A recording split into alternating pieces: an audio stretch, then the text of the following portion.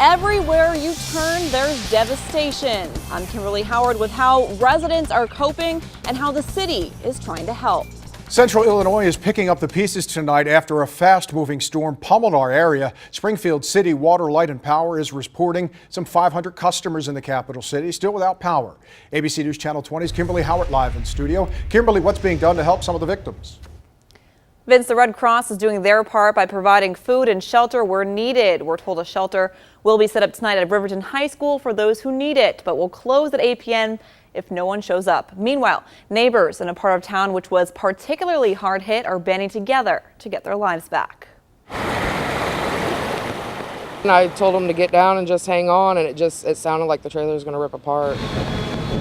It was awful. It was so scary. I was shaking. But they made it through. This family, the people of this whole neighborhood, unharmed. And as he's standing at the door, a tree went through the wall, and if he'd have been sitting in the chair, he'd been dead. Stories of a narrow escape, uttered from neighbor to neighbor. My response would have been quick, but I don't know.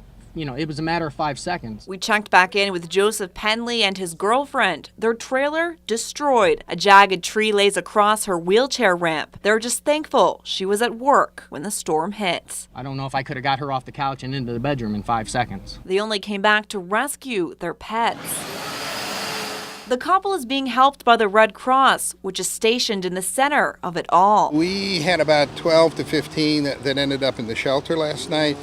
Today, here, right now, we've fed over 125. Meanwhile, the city is working to clear snapped trees, downed lines. All hands on deck at City Water, Light and Power's dispatch center as more than 100 crews pick up the pieces. But with this, it's kind of slow going, and it is in all areas around the city. So it's a little bit slower process, and that's why we've called in mutual aid. Mutual aid also back in effect at Lincoln Place, where a fast-moving storm created chaos, but somehow friendship. We're not close, with all our neighbors, but something like this brings us closer together. And several of those residents at Lincoln Place say they've had to rebuild after several storms. And while it's frustrating and makes them want to leave because of their neighbors, they can't imagine living anywhere else. Vince. Thank you very much, Kimberly. So far, the city of Princeton and the city of Breeze have signed on to assist and are working alongside CWLP crews. They expect 95% of customers to be restored by midnight.